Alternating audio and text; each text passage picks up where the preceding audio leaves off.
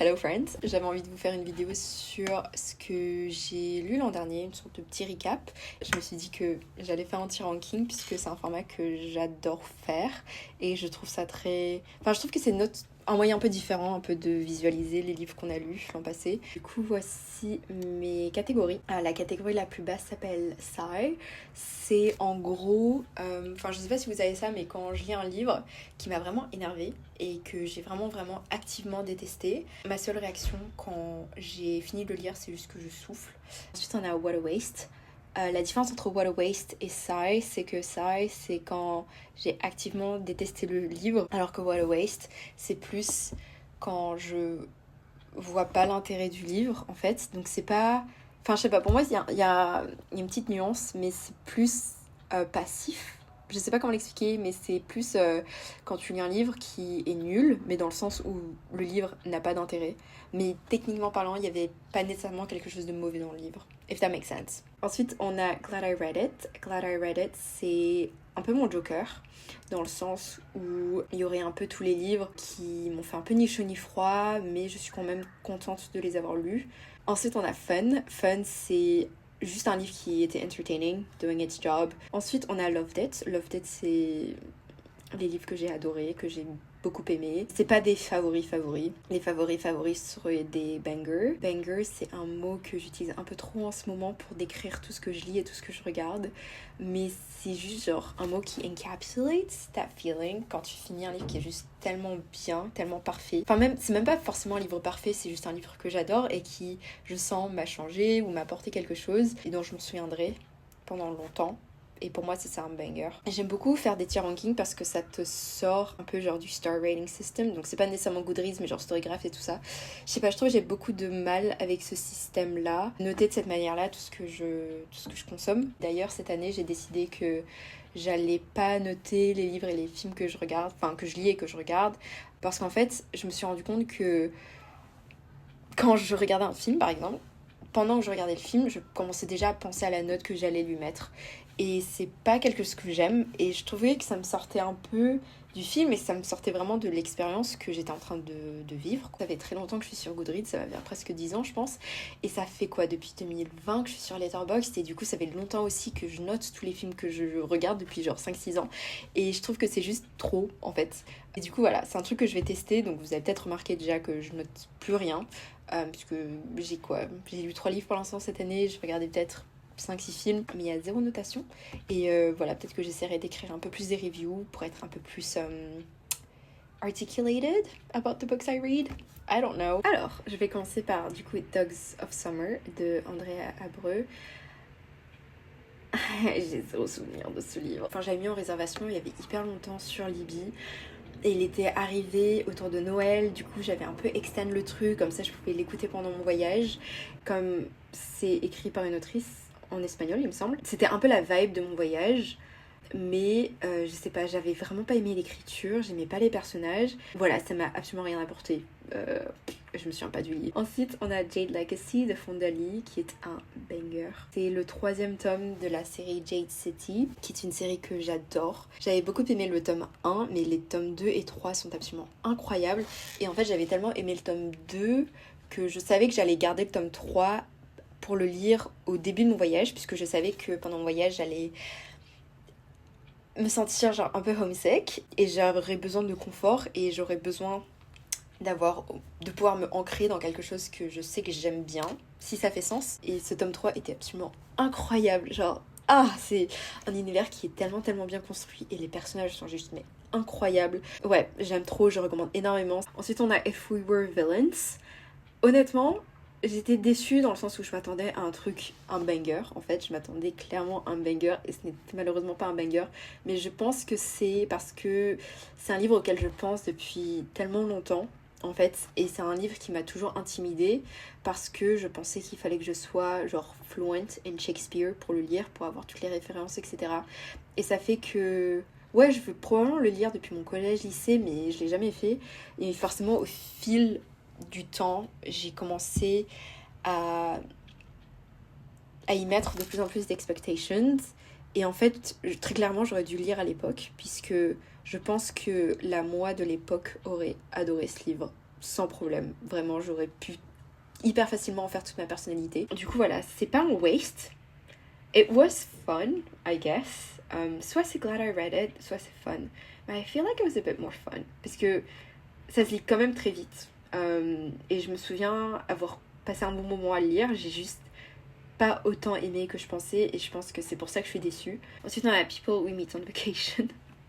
En plus, je viens de finir le film hier ou avant-hier. Waouh, j'avais oublié à quel point j'aimais pas ce livre jusqu'à ce que je regarde le film et ça m'a rappelé à quel point j'ai détesté le livre. Ensuite, j'ai lu The White Book de Han Kang qui... Est-ce que c'est un banger? Est-ce que c'est un banger ou est-ce que c'est un love date? J'ai le souvenir d'avoir adoré ce livre. C'est hyper rare que ça m'arrive quand je lis un livre, mais en lisant ce livre, j'ai vraiment regretté de ne pas avoir pu le lire dans sa version originale en coréen parce que c'est un livre qui joue tellement sur l'essence même des mots et l'essence même des sentiments et c'est un truc que je trouve est très compliqué à replicate, enfin à transmettre dans une traduction. Et en lisant ce livre, vraiment, j'avais tellement le FOMO en fait de pas pouvoir expérimenter ce livre dans sa langue originale. C'est pour ça que je pense que c'est pas un banger, puisque pour moi il y a encore un truc qui manque et qui a fait que j'ai pas pu expérimenter ce livre at like its full potential. Mais je sais pas, I'm a bit torn. Après on a All Four de Miranda July. Ce livre c'est un livre que je voyais tout le temps, genre partout en librairie, j'ai des copines qui lisaient, je le voyais recommandé sur toutes les listes, etc. C'est un livre que j'ai détesté. Mais est-ce que j'ai détesté? J'ai pas trouvé les personnages intéressants, j'ai pas accroché à l'écriture, j'ai pas accroché au plot. Je sais pas, c'était un truc qui était tellement foreign pour moi et j'arrive toujours pas à comprendre ce que les gens aiment dans ce livre. Et ça m'énerve parce que j'adore cette couverture, c'est probablement une de mes couvertures préférées, je trouve que le design est absolument incroyable. Mais ouais, j'étais énervée en le lisant. Et j'avais pas envie de continuer à le lire, mais je me suis dit que c'était pas possible et que forcément à un moment donné ça allait devenir bien puisque tout le monde aime ce livre. Mais malheureusement it just never did it for me, donc je sais pas. Après ça j'ai lu I Hope This Doesn't Find You que j'ai bien aimé, c'est une petite romance YA très kiki. Après j'ai lu Open Throat de Henry Hawke que j'ai beaucoup aimé. C'est un livre qui est écrit d'un point de vue d'un lion. Je me suis rendu compte qu'en fait un truc que j'adore maintenant, c'est quand un livre est écrit d'une manière un peu hors de l'ordinaire, ou c'est par exemple des narrateurs qui sont atypiques, des choses comme ça, ou alors quelque chose vraiment dans la structure du livre qui rend le livre un peu plus intéressant. Ensuite, on a Interesting Facts About Space de Emily Austin, qui est ma reine. J'aime trop ce livre et j'aime trop cette autrice et je continuerai à lire tout ce qu'elle écrit. D'ailleurs je crois qu'il me reste encore 1 ou 2 livres d'elle à lire. Après j'ai lu Hearing Case Season de Fernanda Melchior, je crois, j'arrive pas à lire son nom, que j'ai adoré. C'est un banger, c'est un livre qui était tellement différent de ce que j'avais pu lire jusqu'à là et c'est, je sais pas, c'est un livre qui est vraiment écrit sur la comment dire, sur l'horreur de l'humanité, mais sur l'horreur en mode des personnages qui sont mauvais, entre guillemets. Un feeling un peu similaire que j'avais eu, c'était en lisant Lapvona de Otessa Moshfegh. Donc si vous aimez Lapvona, je vous recommande énormément Fernanda Melchior. The Sunshine Court, I mean... Celui-ci aussi... I don't even know what to say. Cette couverture est hideuse, that's what I'm gonna say. Cette couverture est très moche. Je pense que je suis trop... Ça fait 10 ans que j'ai lu The Foxhole Court. Et 10 ans après, je suis toujours attachée à cet univers parce que je l'ai lu quand j'étais très jeune. Enfin, très jeune, quand j'étais plus jeune. À l'époque, j'ai trouvé beaucoup de confort dans ces livres. Et je pense que c'est un confort qui... Enfin, je pense que maintenant, j'associe encore ce confort à ces livres. Et c'est un univers dans lequel j'aime beaucoup retourner. Du coup, j'étais très contente quand, comment elle s'appelle, Nora Sakavic a annoncé plus de livres dans la série. C'est moins bon que la trilogie principale, mais voilà, je peux pas être, c'est quoi le mot, objective quant à ces livres, parce que j'ai cet attachement depuis extrêmement longtemps. Du coup voilà, honnêtement je crois que The Foxhole Court c'est le livre que j'ai le plus lu de ma vie, je l'ai lu genre 7 ou 8 fois. She's crazy, she's crazy guys. Après on a The Full Moon Coffee Shop, ce livre... Nah, I can't even say I was glad I read it. What a waste. J'aime vraiment pas ce genre de roman japonais. Et je pense que ça m'a pris beaucoup de temps à accepter le fait que je n'aimais pas ces livres. On a Sunrise on the Reaping de Susan Collins, qui est un banger. C'était incroyable. J'étais tellement contente en le lisant. Genre, j'avais... Enfin, c'est un mensonge. I had a grin on my face, but I was also terribly sad. Je pense que... Ouais, mais les révélations qu'on a dans ce livre, c'était une folie. Toutes les 2 pages, j'étais mes bouches bées, puisque j'arrivais pas à croire tout ce que Haymitch a souffert. C'est terrible. C'est terrible. J'ai extrêmement hâte pour le film. Après, on a Stay True de Hoasu. J'ai beaucoup aimé. C'est un mémoire sur le deuil, chose que je ne savais pas. Je pensais que c'était un mémoire un peu plus coming of age, et je pensais que le personnage principal était, enfin que le narrateur plutôt que l'auteur était queer, mais en fait pas du tout. C'est vraiment sur le deuil. Et donc du coup, une fois que j'ai réalisé que c'était sur ça, it just hit me like a truck. C'était terrible. Ça m'a fait beaucoup pleurer, mais c'était très intéressant, très bien écrit, très beau, et je vous le recommande beaucoup si vous aimez lire des mémoires. Autre livre de non-fiction que j'ai lu, The Lonely City. Celui-ci pareil, c'est pas du tout ce que je pensais, mais en fait j'ai adoré. C'est un peu sur la représentation de la solitude dans l'art. Et je me rends compte maintenant que j'ai écrit un essai sur la solitude pour mon master. Du coup, peut-être que j'ai été inspirée par ce livre, je ne sais pas, mais celui-ci c'est beaucoup sur la peinture. J'ai trouvé ça très intéressant, mais c'est vrai que je sais pas trop à quoi je m'attendais, mais en fait je m'attendais pas du tout à ça et c'était vraiment une excellente surprise. Après on a Stoner de John Williams qui est aussi dans Loved It. Ce livre je savais pas qu'il était connu. Une fois que je l'ai lu, je me suis rendu compte qu'en fait il était partout sur BookTok, mais comme je ne suis pas sur TikTok et que je regarde pas vraiment genre des reels et tout ça sur des livres, je suis assez déconnectée honnêtement de tout ce qui est genre trending en ce moment sur les réseaux. Et du coup, une fois que j'ai fini de le lire, je me suis rendu compte qu'en fait la Terre entière l'avait déjà lu, alors que je pensais vraiment que c'était un livre random que j'avais trouvé sur Goodreads. Mais j'ai beaucoup aimé Stoner, c'est un livre sur la tristesse et la solitude et la dépression, depending on how you see it. Et waouh, c'est tellement... En fait, ça te prend vraiment dans l'univers de Stoner, mais tu t'en rends pas nécessairement compte. Et en fait, à la fin, tu te sens hyper mal en lisant le livre. Et une fois que tu t'en rends compte, tu te rends compte que c'est à cause du livre et que c'est à cause de la manière dont le personnage se sent. Et c'était vraiment très beau. Il y avait des phrases qui étaient hyper belles aussi. Ensuite, on a La forêt au clair de lune, What a Waste. Y'all, quand je pense au fait que j'ai payé 20 € pour ce livre, j'ai envie de pleurer. I'm never buying books ever again because that hurt a lot. Ensuite, on a Deep End de Ali Hazelwood. Bro, I fucking hate this book. C'était terrible. C'était horrible. Je voulais juste un livre sur la natation. Et je me suis dit que comme je voulais vraiment découvrir Ali Hazelwood et qu'elle avait un livre sur la natation, que je pouvais faire d'une pierre deux coups et lire un livre sur la natation écrit par Ali Hazelwood. Mais y'all, that was so bad. Après, on a Atmosphère de Taylor Jenkins Reid, qui est une autrice que j'aime beaucoup. Et j'ai beaucoup aimé ce livre. J'ai trouvé que c'était... Enfin, moi, en tout cas, c'était pas le genre d'histoire à laquelle je m'attendais. C'était trop bien. Il y a ce sentiment de genre impending doom que j'adore, où tu sais que les choses vont mal se finir. My Friends de Frederick Backman. Est-ce que c'est un banger? Je pense pas. Parce que... j'ai eu beaucoup de mal avec le début du livre. J'ai trouvé que c'était assez répétitif et j'ai eu beaucoup de mal avec certains passages parce qu'en fait ça me saoulait, mais la seconde moitié était trop fun. Une fois que le livre commence à faire sens, en fait c'était très fun. Après on a Compound Fracture qui est aussi un Loved It. Andrew Joseph White est un de mes auteurs préférés. Je trouve que la manière dont il écrit la YA est absolument incroyable et j'aime beaucoup la manière dont il crée des univers et la manière dont il crée en fait des personnages queer dans ces univers-là. Et ça montre... Enfin, il a cette manière vraiment de mixer le genre de l'horreur avec la queerness qui fait tellement sens en fait. Je sais pas comment l'expliquer, mais genre, it just makes sense. It just feels so right. Ensuite, on a L'heure de l'étoile de Clarice Lispector. I think we have our first glad I read it. Comment dire, j'ai pas aimé son écriture. Enfin non. J'ai pas détesté son écriture, mais j'ai pas adoré son écriture comme je pensais que j'allais adorer. Et j'ai pas accroché à l'histoire, j'ai pas trouvé ça intéressant.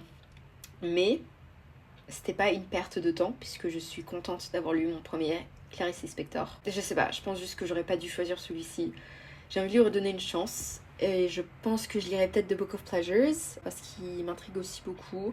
Mais ouais, je sais pas si c'est la traduction française aussi. Peut-être que j'aurais dû lire en anglais, je sais pas. Peut-être que je testerai son deuxième en anglais. Mais je pensais comme c'était en portugais que le français traduirait mieux. Mais je sais pas, peut-être que j'aime juste pas son écriture, hein. Who knows. Ensuite on a The New Soul Park Jelly Massacre que je mettrai dans Fun. Mais vraiment à la frontière avec Love Dead. Il y a un élément que j'aimais pas dans ce livre, c'est qu'en fait ça se lisait vraiment un peu comme ce genre de livre où c'est très répétitif. Et j'aurais pu adorer, mais il me manquait juste un petit quelque chose, je pense, pour que j'adore. Mais c'était une expérience assez unique. Après, on a And They Were Roommates, qui irait dans Fun aussi. Pareil, petite romance YA, très kiki à lire, très fun, très entertaining. Après, on a Betrayed, bro. Is it a waste? Or is it a sigh? Je pense que j'ai un peu préféré à People We Meet on Vacation, so I'm gonna put in What a Waste. Parce que j'ai trouvé que c'était nul en fait. Mais que le... Non mais en fait c'était nul. Non mais en fait c'était nul. Et j'ai pas aimé la relation pour les personnages. J'ai pas aimé le personnage principal. Après on a un banger.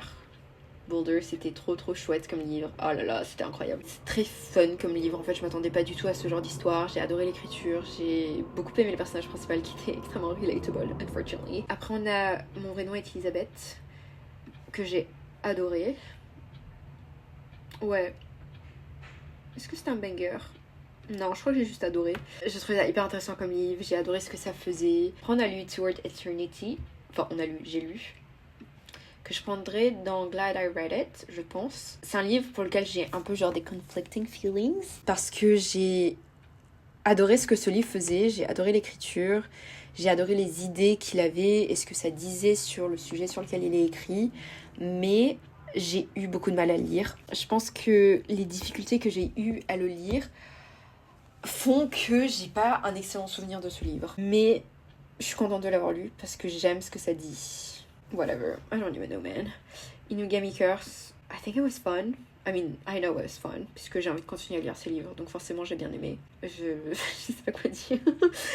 Ensuite, on a The Unhoneymooners qui était extrêmement fun à lire. J'ai beaucoup aimé. J'avais écouté l'audiobook qui était très fun à écouter. Après, on a Season of Migration to the North. Celui-ci, c'est le premier livre que j'ai lu pour les cours puisque j'ai commencé mon master à ce moment-là. J'ai eu beaucoup de mal à lire ce livre. J'ai trouvé que l'écriture était très dure à lire. Le truc, c'est qu'une fois que j'ai fini le livre, genre j'aimais pas le livre, mais en fait, après l'avoir étudié, j'ai compris en fait ce qui était intéressant dans ce livre. Et je pense que ça a vraiment changé la manière dont j'étudiais les livres, vu que j'avais pas vraiment analysé un livre comme ça, enfin de cette manière-là en tout cas.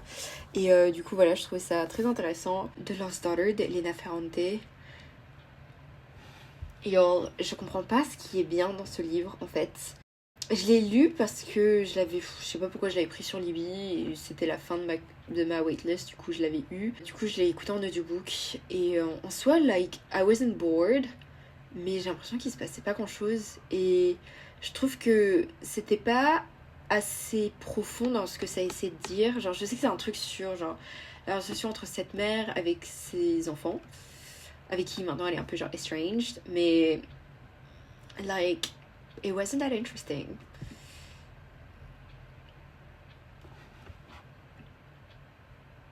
I mean, je suis aussi contente d'avoir lu mon premier Elena Ferrante.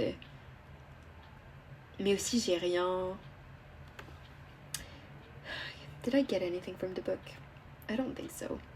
Je sais pas, je me sens mal de me dire Elena Ferrante aussi bas. Surtout quand je vois la compagnie avec laquelle elle est. I feel like it deserves better.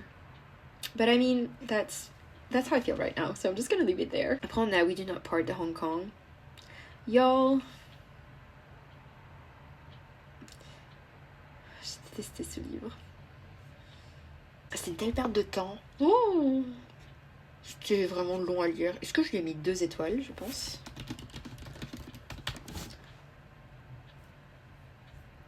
Ah, 3.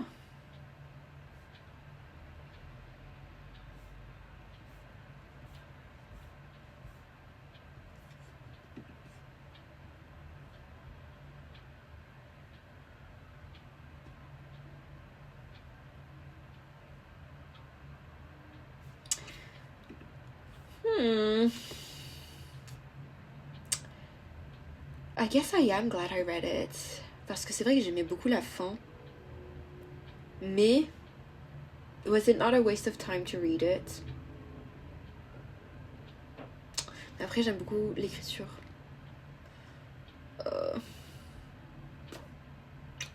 Yo, pourquoi est-ce que je me fais? Why am I putting myself through all of this?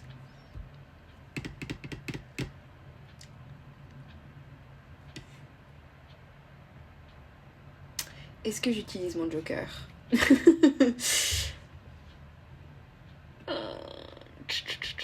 I mean, I am glad I read it. Parce que dans tous les cas, je l'aurais lu vu que c'est à Hong Kong et que je lis tous les Hong Kong.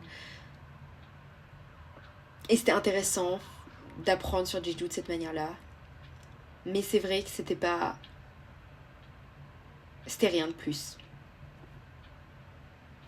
Et il y avait aussi, en vrai, la métaphore de la neige, etc. C'était très beau. Bon, ok, je mets dans Glad I Read It. I'm not gonna overthink this. Ensuite, Nervous Conditions, qui était aussi pour les cours. C'est le même cours que Season of Migration to the North. J'ai bien aimé. J'allais le mettre dans Fun, but it's like everything but fun. Should I put it in Glad I Read It? J'ai l'impression de tout mettre dans Glad I Read It because I don't know where else to put it.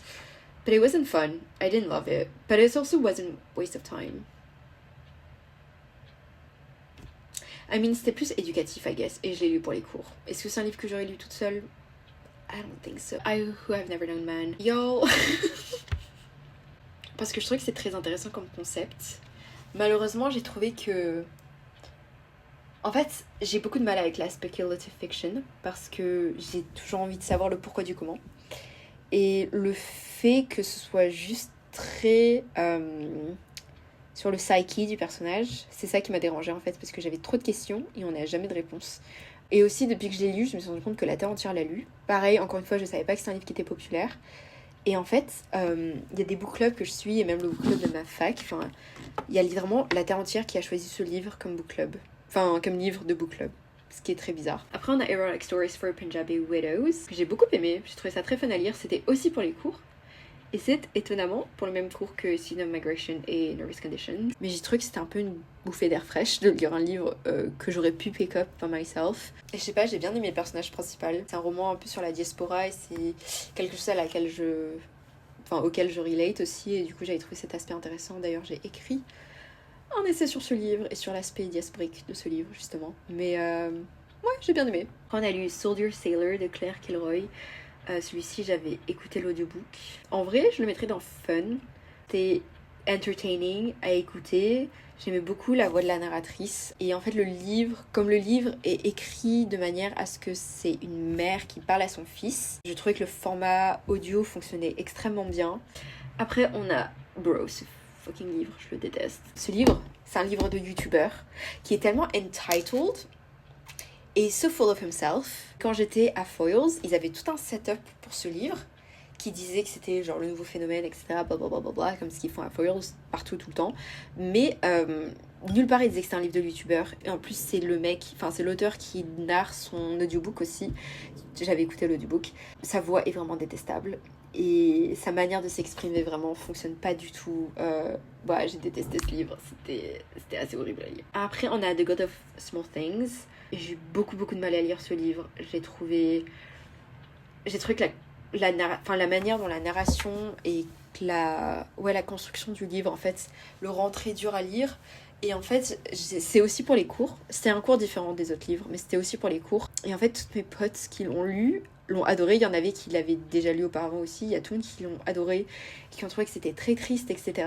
Et genre, oui, c'est triste, mais je pense pas que j'étais au point de pleurer. Je sais pas, en fait, j'étais tellement concentrée sur le fait que je comprenais pas le livre, ça m'a vraiment sorti du truc, à tel point que quand je suis arrivée à la page 50, je me suis rendu compte que je comprenais toujours rien, et du coup je l'ai recommencé à zéro, chose que je ne fais absolument jamais, sauf que là, comme c'était pour les cours, je me suis dit qu'il faudrait au moins que je comprenne un peu ce qui se passe. Après, je respecte totalement ce que ça essaye de faire, ce que ça fait, et c'est vrai que de l'étudier en classe, ça m'a fait genre comprendre un peu plus de choses. Du coup, c'était intéressant, mais je sais pas, j'ai pas aimé. J'ai l'impression de mettre tous mes livres de cours dans Glad I Read It, mais genre, where else am I gonna put them anyway? Alors celui-ci, j'ai oublié le titre de ce livre. Je crois que c'est The Fruit of My Woman. Of My Woman de Hong Kong. C'est une novella qui a été publié en coréen avant The Vegetarian. Et en fait, pour un autre cours, non, je crois que c'était... Non, pour le même cours que celui-ci, j'ai écrit un essai sur l'utilisation du body horror dans la littérature féministe. Et du coup, j'avais écrit sur The Vegetarian et sur... C'était quoi le deuxième livre que j'ai utilisé? Earthlings, qui sont 2 livres que j'ai pas aimés. Mais du coup, j'avais écrit sur The Vegetarian et quand je faisais des recherches sur The Vegetarian, il y a beaucoup de gens qui ont mentionné cette novella en disant que c'était une novella qu'elle avait écrite avant The Vegetarian et qui en gros parlait des thèmes de The Vegetarian d'une meilleure manière qu'elle le faisait dans le livre. Du coup, j'étais très intriguée et je l'ai lu, je l'ai bien aimé, je l'ai préféré à The Vegetarian justement parce que j'ai trouvé qu'elle exécute beaucoup mieux ce qu'elle essayait de faire dans The Vegetarian. Mais du coup, je le mettrais dans Loved It. Why not? Putain, j'ai lu 3 Hong Kong l'an dernier, girl. C'est littéralement le truc que j'ai le plus lu. What the hell? Anyway, après... Y'all... C'est maladif. C'est maladif. Je suis obsédée par Hated Rivalry. C'est trop grave. J'arrête pas d'y penser. Genre, la série a littéralement changé ma vie. J'en ai entendu parler, je crois, 2 semaines avant que la série sorte. Et du coup, j'attendais avec impatience que la série sorte, puisque j'aimais beaucoup le teaser et le trailer. Une fois que la série est sortie, donc j'ai regardé les 2 premiers épisodes. Je suis devenue obsédée. Le lendemain, j'ai lu Heated Rivalry en une journée. Genre, c'est trop grave. Cette couverture est atroce aussi. Genre, les couvertures sont hyper moches. J'avais honte de le mettre sur mon Goodreads. Mais du coup, je l'ai lu en une journée. Et après, j'ai regardé l'épisode 1 et 2. Enfin, bref, c'est... En plus, j'avais une deadline. Oh, c'était horrible, je m'en souviens. Parce que du coup, j'ai passé mon week-end sur Heated Rivalry puisque j'arrivais pas à penser à autre chose. Et j'ai pris tellement de retard sur ma deadline qui était pour genre le jeudi ou le vendredi. Et du coup, je me suis refusée de l'endgame jusqu'à ce que je finisse d'écrire genre mes essais. C'est pour ça d'ailleurs que j'ai fini Homegoing avant, puisqu'il fallait absolument que j'écrive sur Homegoing. Mais ouais, c'était terrible. Terrible time for me. Mon problème, c'est que je préfère la série au livre. Et parce que j'avais d'abord regardé les 2 premiers épisodes, j'avais énormément d'attentes concernant le livre, surtout concernant le personnage de Shane. Et malheureusement, je trouve que Rachel écrit très mal le personnage de Shane. Et c'est mon gros problème dans le livre. Du coup, je sais pas si je le mets dans Fun ou dans Loved It. Je pense que je le mettrais dans Fun. Parce que je pense que si j'avais pas regardé la série, j'aurais pas autant accroché au livre. Et je pense que j'ai autant accroché au livre parce que j'avais les acteurs de la série en tête et que je suis obsédée par les acteurs. Mais aussi parce que j'ai préféré The Long Game et que The Long Game ira dans Loved It, je pense. Je pense. Après ça, j'ai lu Small Things Like These de Claire Keegan qui était en audiobook, c'est un tout petit livre. Je le mettrai dans Glad I Read It. I mean, j'ai pas spécialement aimé ce livre. Je trouve que il y a rien dans le livre qui fait que t'aimes ou que t'aimes pas. C'est juste très factuel. En fait, c'est tellement juste... Le livre est tellement court que ça ne donne pas l'espace de faire quoi que ce soit avec l'histoire. Donc je sais pas.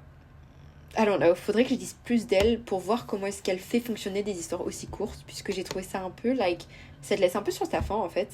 J'ai aussi envie de regarder le film. Puisque je crois qu'il y a Cillian Murphy dans le film.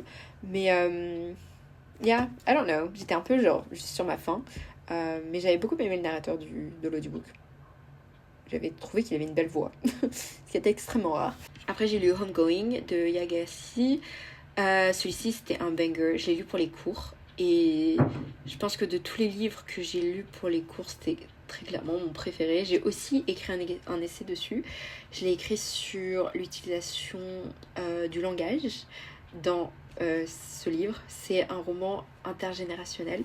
Et en fait, le truc, c'est que j'ai toujours dit que j'aimais bien les romans intergénérationnels. Mais celui-ci, c'est vraiment le boss de ce genre de livre. Genre, c'est incroyable le nombre de générations qu'on couvre dans ce livre. Et en plus, 2 branches différentes. Enfin, c'était... Waouh, j'étais mind blown par la construction du livre. J'ai trouvé ça tellement intéressant, tellement bien écrit. C'était trop bien, je vous le recommande énormément. Après ça, du coup, on a The Long Game qui est la suite de Heated Rivalry. Enfin, pas la suite directe, mais on suit le même couple que j'ai adoré. I mean, j'ai passé un très bon moment à les lire. C'était une tonalité très différente de Heated Rivalry. Et c'était Je sais pas, j'ai bien aimé la manière dont le personnage de Ilia a été développé. Encore une fois, j'ai beaucoup de problèmes avec la manière dont Rachel Reed écrit Shane. Je sais pas pourquoi, mais ça se voit tellement qu'elle préfère Ilia à Shane dans la manière où genre Ilia est hyper bien développée alors que Shane sert presque juste de plot device au développement d'Ilia. Je sais pas, mais Shane en plus il est tellement nuanced, elle lui balance plein de trucs, genre tellement de fardeaux à porter, mais elle n'adresse jamais ses fardeaux. Et je sais pas, genre c'est un truc que j'ai trouvé tellement saoulant dans ses livres, genre Shane par exemple, à moitié asiatique, et ça ne change absolument rien à tout le livre. Genre, si elle avait pas mentionné au tout début de Heated Rivalry qu'il était à moitié japonais, Shane serait exactement la même personne. Et pour moi, ça c'est hyper problématique. Parce que ça sert à quoi de le faire en fait à moitié asiatique si ça ne change rien. Surtout quand c'est dans l'univers du hockey, qui est un monde hyper raciste et que lui c'est probablement le seul asiatique honnêtement dans cet univers-là. En tout cas qui joue à ce niveau-là. Et pourtant, ça ne parle absolument pas du racisme qu'il aurait dû subir. En plus, il est queer. Et forcément d'être gay et racisé, ça a un impact sur sa santé mentale, mais elle n'aborde jamais ça alors qu'elle ne parle que de la santé mentale de Ilia, ce que je respecte totalement. Et ça fait que dans les livres, je préfère Ilia parce que je suis beaucoup plus attachée à Ilia, mais genre Justice for Shane. Surtout quand on voit que la manière déjà dans la série, où en genre 6 épisodes, il est déjà 1000 fois plus développé que dans tous ses livres. Enfin je sais pas, j'ai trouvé ça trop bizarre. Mais j'ai beaucoup aimé The Long Game. Et j'ai trop hâte pour Unrivaled, ça va être incroyable. J'ai pas envie de spoiler la fin de The Long Game, mais genre j'ai trop hâte juste de voir ces deux personnages dans ce cadre-là. Et je pense que ça sera très fun à lire. And I'm really excited! Après j'ai lu A Song for the Wild Belt. Audiobook. Très fun à lire. Enfin à écouter. C'était très surface level. Je pense qu'il m'aurait fallu juste un petit truc pour que les personnages aient l'air plus vrais. Je voulais aussi que ce qu'ils disent soit un peu plus approfondi. It makes you feel really good when you read it. I think I was just expecting a bit more. Mais c'était très doux à lire, on va dire. Après, on a Strange Pictures. It was entertaining. C'était juste pas fou. Après ça, j'ai lu In Limbo, qui est un graphic novel que j'ai trouvé à la bibliothèque à la BU, à la bibliothèque universitaire. Et j'ai trouvé que c'était... Est-ce que j'ai écrit une review? Y'all, my brain is not working overtime right now. 4?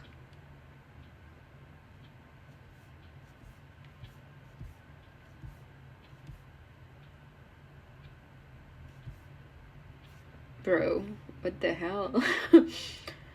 I guess I loved it. J'ai l'impression de tricher. C'était très triste à lire. Genre, c'est sur la dépression. Et quand tu te rends compte que c'était autobiographique, ça te fend un peu le cœur. I guess I did love it. Je me souviens plus trop.